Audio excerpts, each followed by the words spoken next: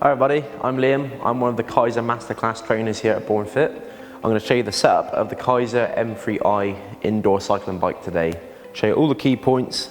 I'm going to show you why this is one of the best ways to build your fitness and get the most out of your time in our Born to Ride classes. Okay, so the first key point to run through on this bike is the seat setup.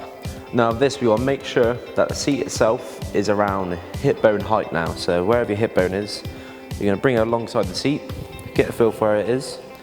We're then going to go down to the lever right here, loosen it off a little bit. Then you're going to pop it out, bring it up. You're just going to adjust it till it's around that hip bone. Once you've got that, tighten it back up. And that's your first part of the bike done.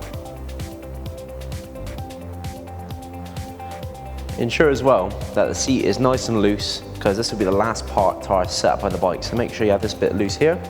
We're going to slide it backwards and forwards just to make sure it's loose. Moving on to the next key point, we're going to move on to the handlebar height. This is where we stand alongside the bottom of the handle now, making sure that the hip bone is in line with the handles as well. So what we're going to do, we're going to loosen off this lever here as well. Once we've loosened it, I'm going to pop it out, I'm going to bring it up until its handlebars are the same height as the hips as well. Once you've got that, tighten it up. So now your bike is nice and level as a setup. So once those are done now, you now move on to the handle rail now. So along this bit here, we can choose how far we want to bring the handles out and in. With this, it's all down to the height and length of our arms as well. Now we're going to loosen this little bit off here. Once this is loosened, we're going to bring it out. Now preferably we want to keep it anywhere between 3 and 5 for this one. I'm going to set mine at 4. I'm going to tighten it back in. This is all done so that when we actually use this, we don't want our arms to be too bent and clumped in. We don't be overstretched with the bike, but we'll have a nice straight torso and arms in a strong position.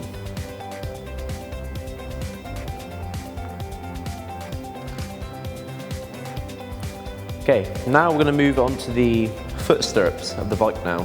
This is where we have the choice of using cleats or using just the normal insert of the foot for this. So what we can do, we have the little strap here we're going to loosen out.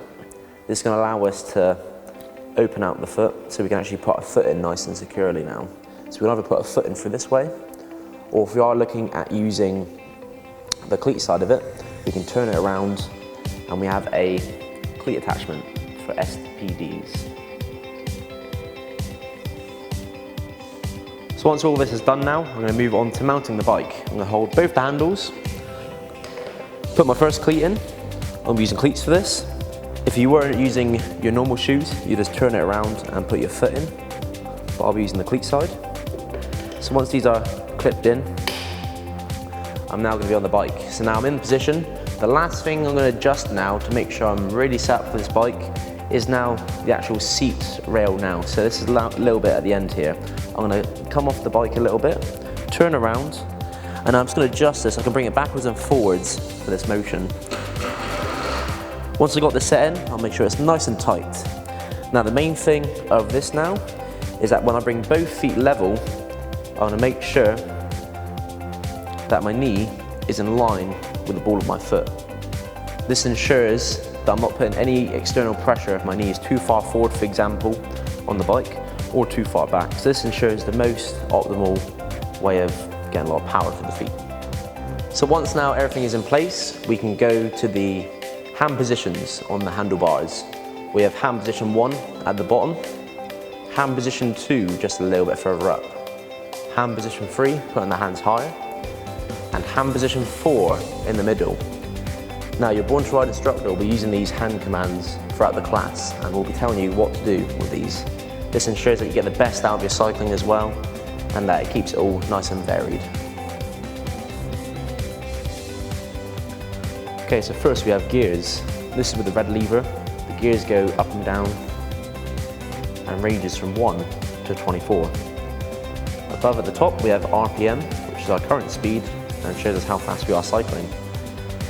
Then after that we have watts and calories. Now this row here changes between each unit and shows us what we are doing. We also have heart rate. This is what if you have a heart rate strap on, and it shows us your current heart rate. Also, elapsed time just below shows us how long you've been cycling for. And bottom right corner, kilometers. You're now ready for the Born to Ride experience now. Book in via the Spivvy app, and we'll see you in the studio.